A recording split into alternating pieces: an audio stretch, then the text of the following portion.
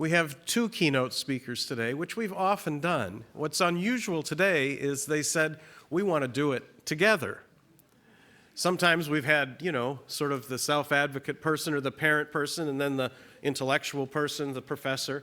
But today we're doing a blend. We're doing a dialogue. So we have Brian Heffernan.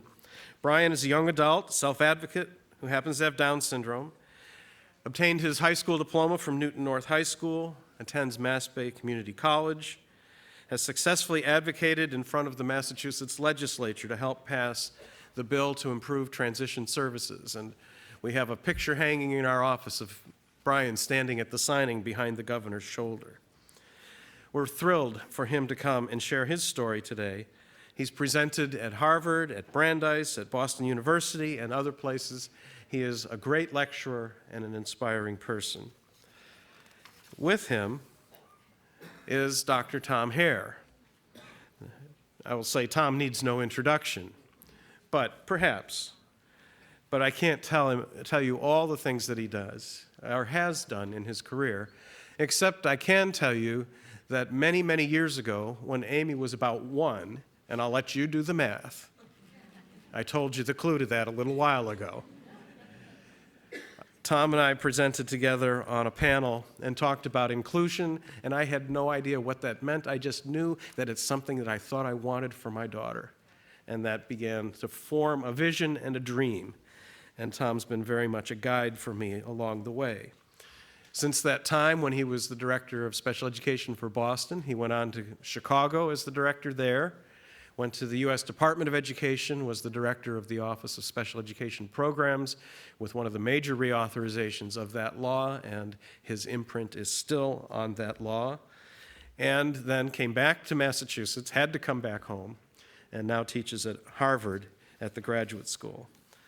We're thrilled to have both of you come, and I'm going to turn it to you to figure out what we do next. Thank you very much. Okay. Do you want to stand? Would you prefer that? So everybody can see your handsome face? Okay. Okay, good. Good. Besides Gawk, that is. Yes. Brian and I have been educating people at Harvard for a long time, haven't we? Mm-hmm. You've come to my class for 6 years? I'd say about 6 years. I teach a course called Implementing Inclusive Education at Harvard. And every year I have students from Newton North High School come to talk about their experiences in inclusive education. And Brian has come I think for about 6 years to my class. Yeah. And every year I've learned so much from the students who come, and their families often come. Julie frequently comes, and Dana's even been there. And we've had lots of other parents as well. So it's been a wonderful experience for my students. Because it's one thing to talk about inclusion, and to read articles about it and so forth, but to see kids who have been successfully included in school, who can speak for themselves, is much better. And so the way we're going to organize this today is, I am an academic. I write books. I do research. As Alan said before, I'm doing research for Marty and Alan in the Department of Education. And one of the things you do when you do research is you try to find the core. What are the most important things that are important to communicate to your students and to other folks you speak to in public at large. And so a lot of the things that I've learned from students, and I've learned from parents. And a lot of things I learned from doing big research projects. So the way we're going to organize this today is there's certain principles that I believe, and I think the literature says, are very important as it relates to transition planning for kids with disabilities, particularly kids with more significant disabilities. And then Brian's going to share his experiences and show you how those principles are important. So this is the first time we've done this, isn't it? Yes. We're all set, though, right? Yeah. Yeah, okay. So the first one is start early. One of the things that I think is a mistake is when people think of transition as something that starts at 18. That what we really need to be thinking, particularly when kids start high school, and I'd say even before that, of what's the broader vision we have? Where are we going with kids? Because often with the IEP process, we're looking at 1 year at a time. And I think that's a mistake. We need to have a vision of where we're going with kids over multiple years. It's very important to start early. So, take it away, Bri.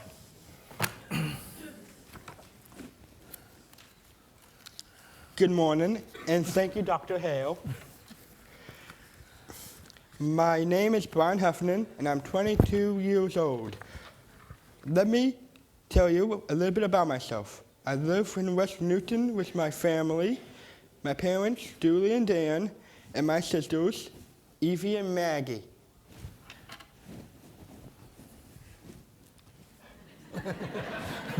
Oh. Jeez. Maybe God should do that. Okay. Should I continue here? Yeah. Okay, I'm up. Evie, One of the things that... I'm still you have something talking. else? Oh, I'm sorry. Oh, I'm sorry.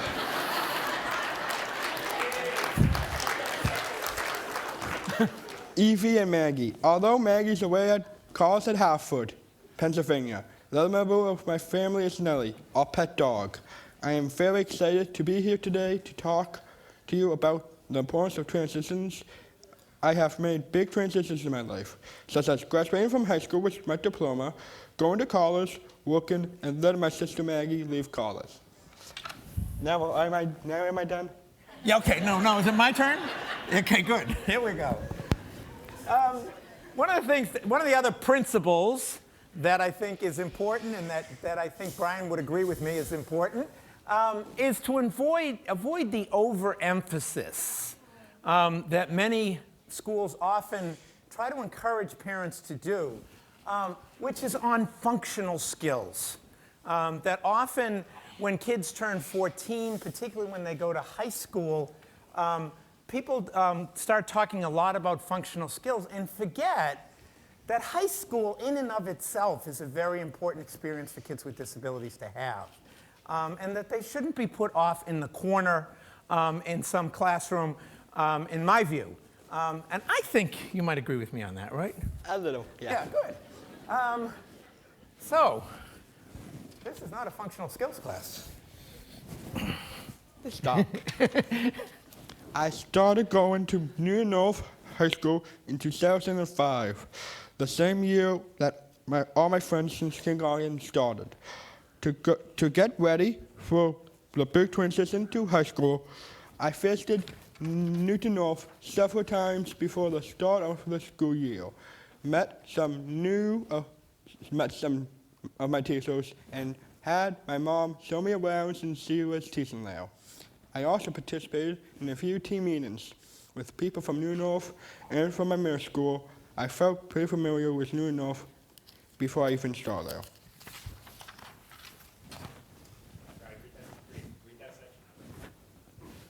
Oh, okay. I have always loved reading and stories of all kinds, so I was very excited to see all the English and history courses. Oh my God. Again?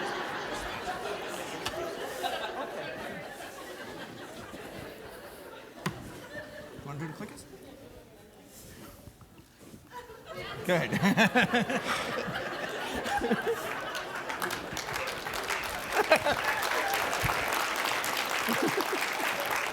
New North had it awful. Some people thought I should stick to special education classes in which I could work on my functional skills, but I wanted to take academic courses in which I could learn exciting new stories and information. So I took regular education classes such as English, history, and math. By the end of my senior year, I had fulfilled all the academic course requirements for graduation. I had taken some very interesting classes along the way. Lots of people, such as my mom, aides, and inclusive facilitator, helped me to be successful in my classes. I also had some great teachers, such as Mr. Grant and Mr. Fignon. They told me that I could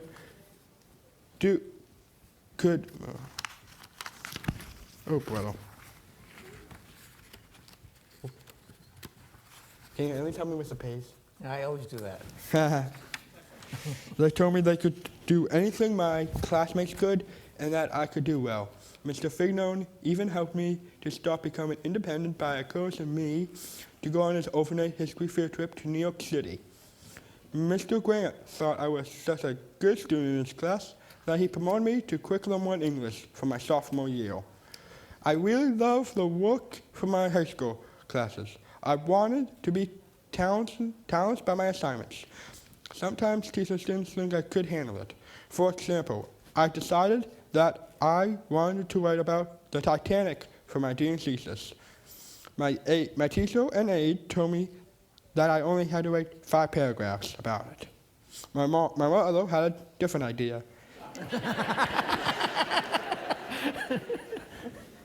She knew that I would want to learn everything I could about the Titanic, so we told my teacher that I wanted to do a real thesis on it.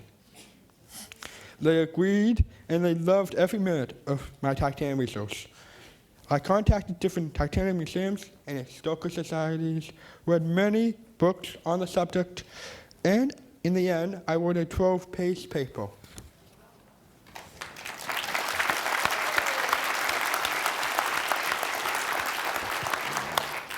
I provided the ideas, and my mom helped me put them into paper form. That was almost 5 years ago, but I can still answer most Titanic trivia questions. The Titanic is still a big interest of mine. My grandmother gave me a picture of it, which is now hanging over my bookshelf. Also, when my family and I went to Ireland 2 years ago, we visited the Titanic Museum in Cove. For me, it was one of the highlights of our trip. One last thing about high school. One of my biggest accomplishments in my life is that I passed all my MCAS exams and received my history diploma last spring.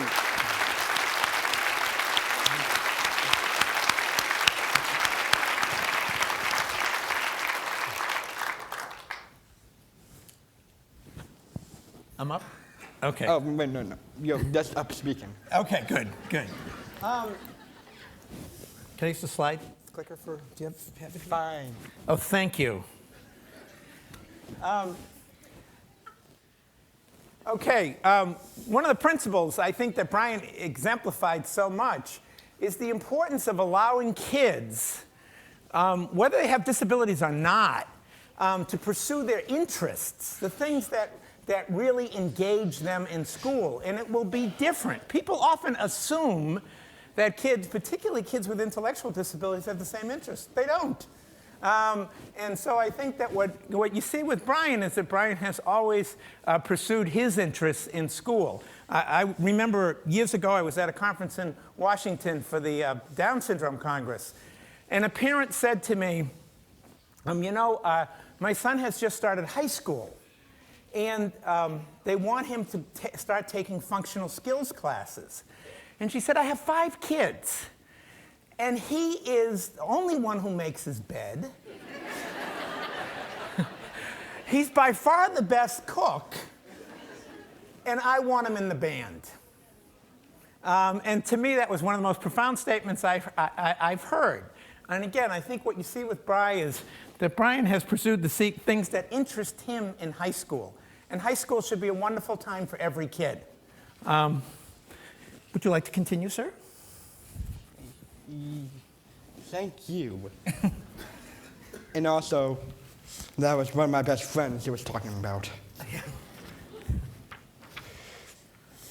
I developed other interests in high school too, not just academics.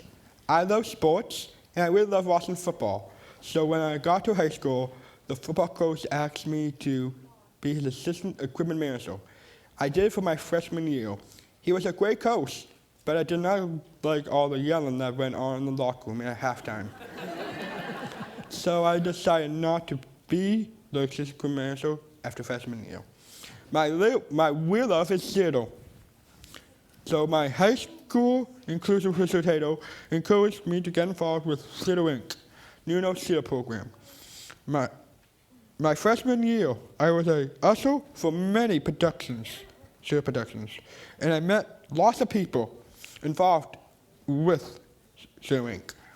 One of them was my home aide, David Bloom. Who was a wonderful role model and mentor for me.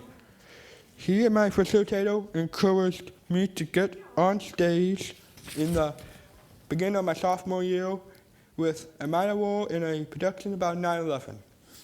Later in my sophomore year, Mr. Bloom encouraged me to try out for the animal musical West Side Story, which he would be directing. I had to go to many workshops and tryouts. Along with the other actors, I watched the callback board to see if I made the various cuts. Eventually, I landed 3 minor roles. The Goose picture, West Side Story picture. It was a lot of work, but I loved it. In my junior year, I tried out for and got a role in Grease as one of the football players in the ensemble. Finally, in my senior year, I tried out for and got a role in Anything Goes. This musical involves some complicated tap dance numbers and a new director. Again, it was a lot of work, but I loved it.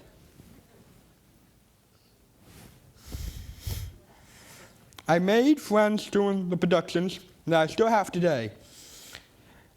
At graduation, I was given a Citizen Special Recognition Award. Also, I was one of the alumni invited back to perform a tap dance number in a special celebration when the old high school and its year were being torn down, which you may know from the newspapers.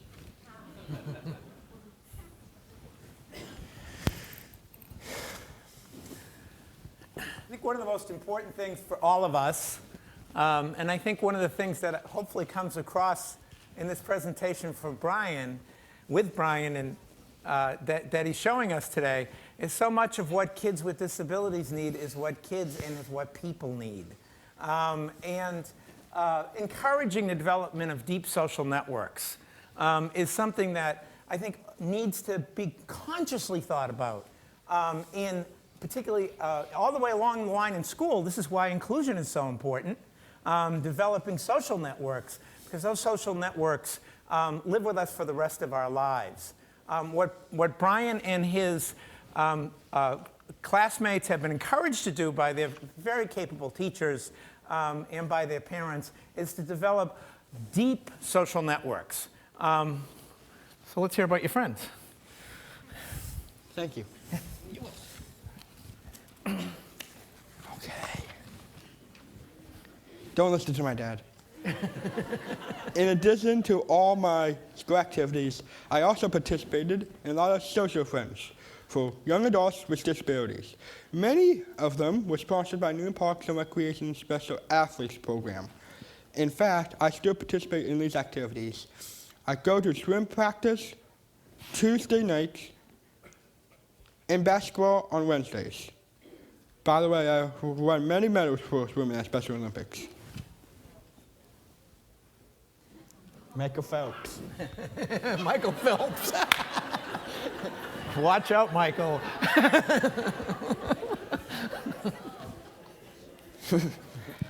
My friends and I often go to Saturday Night Fever, which means eating dinner out and a restaurant and then going to a movie every Saturday morning. I go to Tigers, my sports team coached by my dad, and Ben's dad.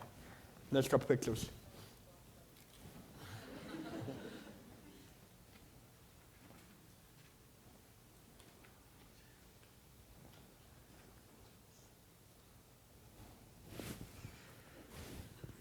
Okay. No, which one's the last one?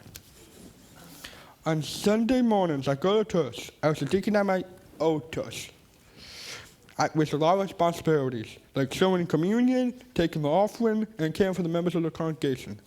Now I'm in a Simba class and a singing group called Sparklators, which put on a concert of Les Mis songs last fall, and which is working on a Beatles book production for the spring.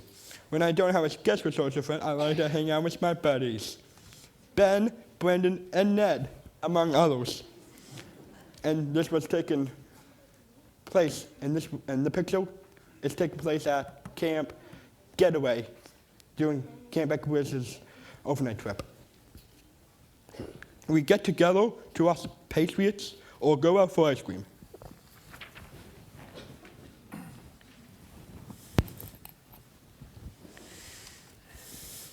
One of the things I think is one of the great assets of the wonderful law that we have, Rich mentioned that it is that 766 has been around for 40 plus years here in Massachusetts. I was a teacher when it first came in, and we had to figure out what this thing called an IEP was, believe it or not.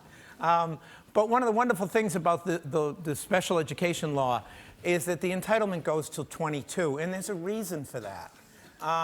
And the reason for that is sometimes kids just need more time to be able to transition as adults and so forth.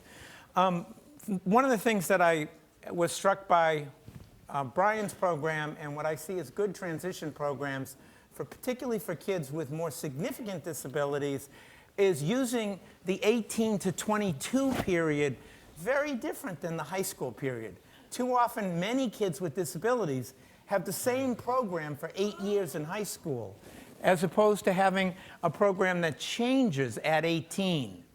The kids at North typically have a very different program at 18. They leave typically with their cohort mates at graduation and so forth, but they continue to be on IEPs, but the IEPs get more focused on the community, get more focused on adult activities. As Brian will tell you now, part of his IEP was involving going to Mass Bay Community College and a lot of other activities. Thank you. You're okay. When I turned 18 years old and was a senior at Newnham High School, most of my classmates were planning on going to college or to work. I wanted the same things they did. I thought it was time for me to leave high school and to go to college. My parents and I heard about the ICE program, Inclusive Concurrent Enrollment, which enables students with disabilities to attend community college. I was so excited to have that opportunity. I am now in my 4th year at Mass Bay Community College.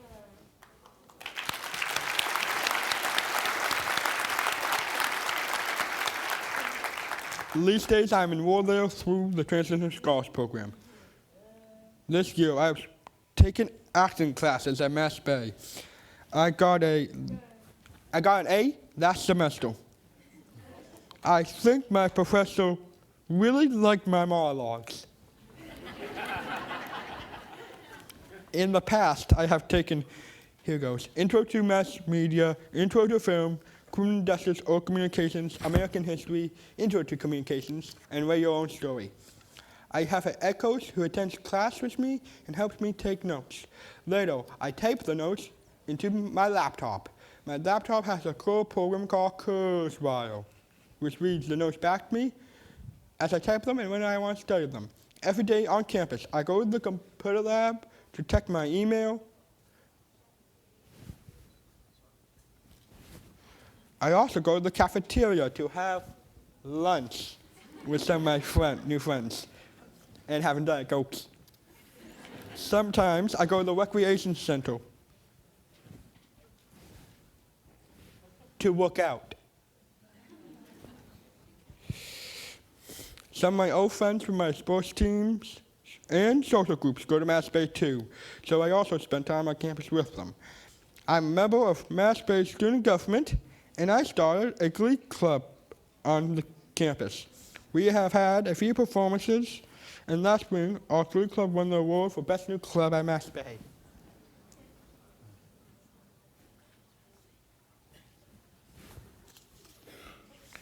Going to college has also helped me learn another important thing, to take public transportation by myself, with the early support of a traffic coach, who I also learned is a volunteer for the Wellesley Stars. I learned to take buses to and from Mass Bay in my jobs.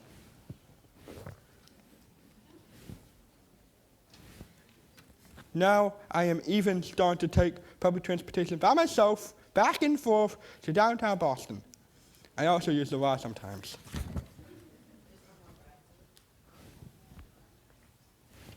downtown.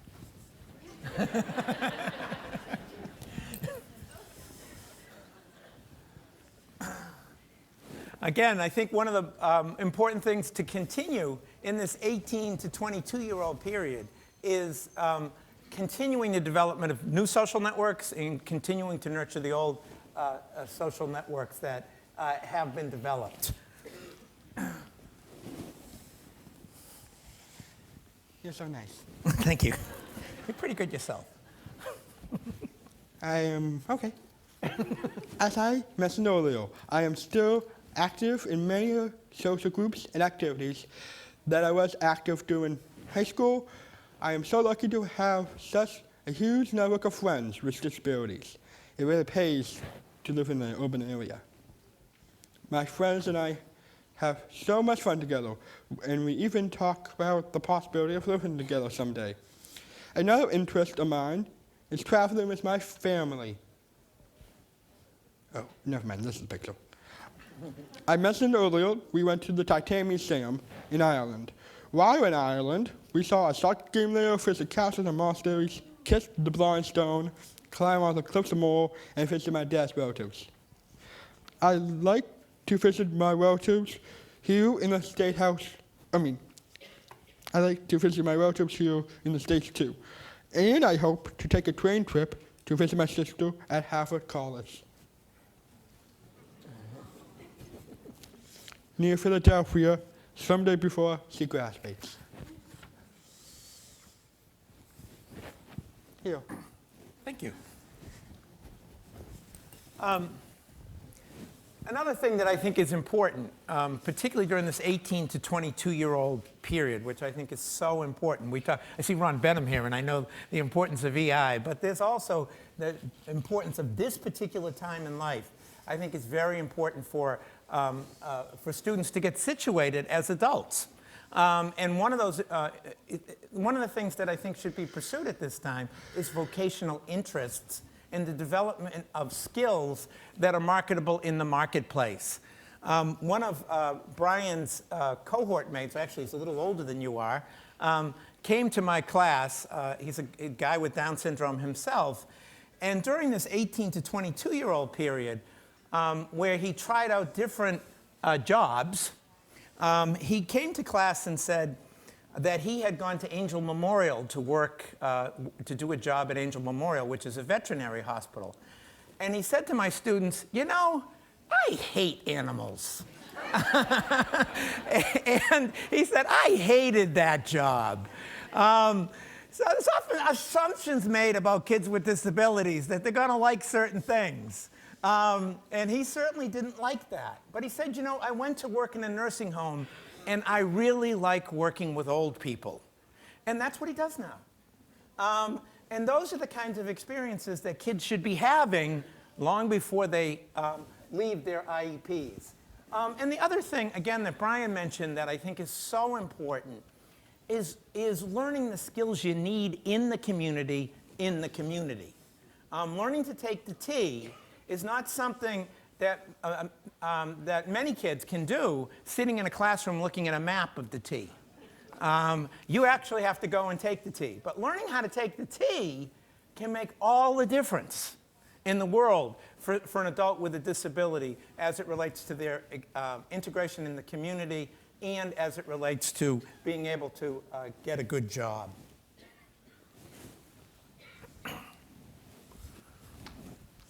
While I was between the ages of 18 and 22, I went to Mass Bay to take one course a semester. As I've already mentioned, I participated in a transition seminar at New North, and I had a couple of jobs in the community with support from my New North doc courses. Because I really love reading books and politics, I got volunteer jobs serving books and movies at the New North Free Library and delivering mail at Newton City Hall. I love those jobs, and they gave me good experience. I told my father I really wanted a paying job. So, we went to our local Saw supermarket. I applied and was interviewed, and I got a job there, and I got a job as a bag layer.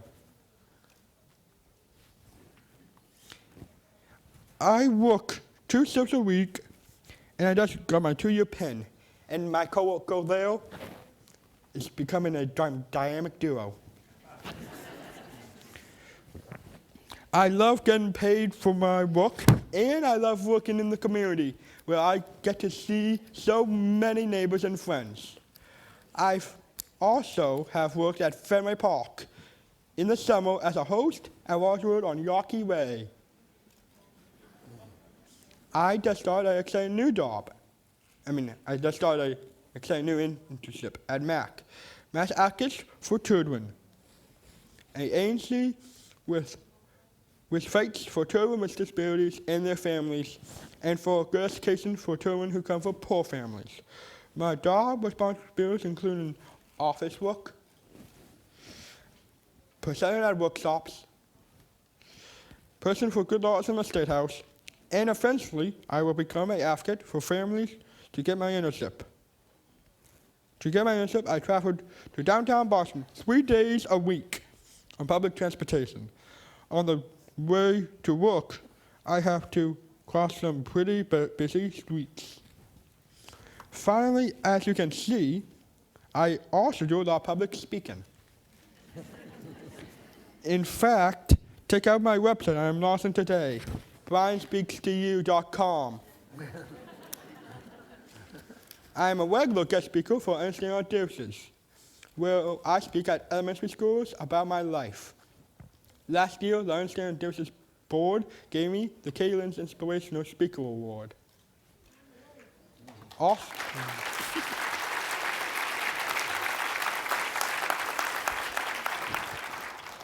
Also, I regularly speak to a class of graduate education students taught by him at Harvard. A huge class of undergraduates at BU, and I sometimes speak to a graduate class of genetic counselors at Brandeis. I have spoken a few times at the State House to convince legislators to fund the ICE program. I also testified at a State House hearing about a bill to help students with disabilities transition to adulthood. That bill got passed and was signed by Governor Patrick, and I stood next to him while he signed the bill. Oh, awkward. Good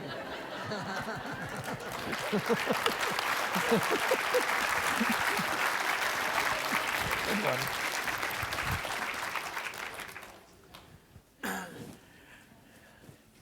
Fine. Okay, great. Again, it's wonderful to see all the partners in state government that we have here today, because I think one of the most important things to really be thinking about earlier as opposed to later is making connections with adult service providers. This is particularly important for students with disabilities who, as adults, are going to continue to need support in the community. And that can be a wide variety of people with disabilities. I'm writing a book right now about students with disabilities at Harvard. I have a number of students who have taken my classes who have all kinds of disabilities. Deafness, blindness. Carol's been my interpreter many times in class, and I'm not supposed to mention interpreters, but I always do. And one of the things that many of my students continue to need services as adults. And I've had students, too many students, particularly students who need personal care attendants, whose parents haven't quite figured out how they're going to do that when the kids when they get to college. And often people get used to the entitlements of IDEA and don't realize the adult system is very, very different.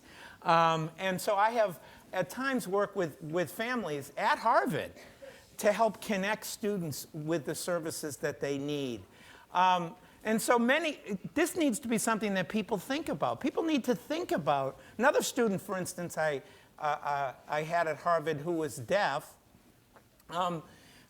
When she was an undergraduate, she never had interpreters. And when I looked at her transcript, the admissions office asked me, would you please look at her transcripts? Because they looked all over the place. She had very high test scores, but her class grades were very low. And when I actually interviewed her, I said, why is this the case? And she said, in large classes, I couldn't read the lips of the professor. And so I said, and she said, as long as I stay in small classes, I'll be all right. And I said, no, you have to get an interpreter because you have a right to an interpreter. But those sorts of things need to be worked out long before kids leave high school, I believe. People have to be thinking about these things when they're applying to college.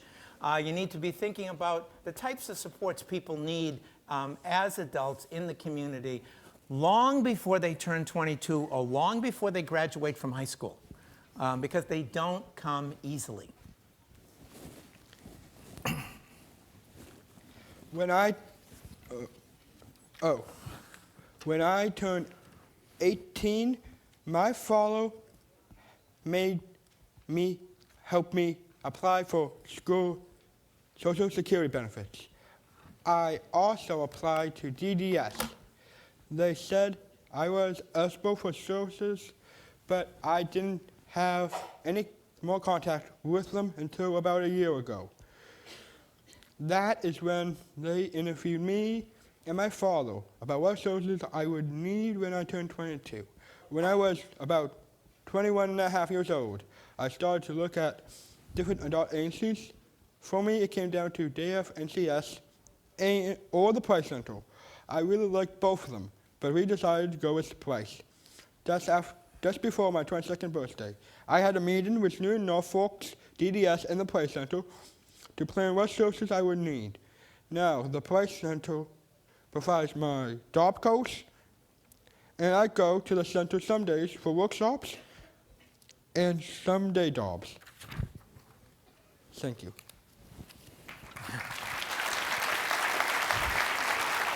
Good job.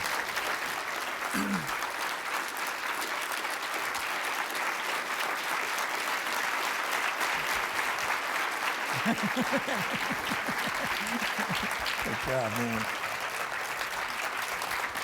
Thank you all.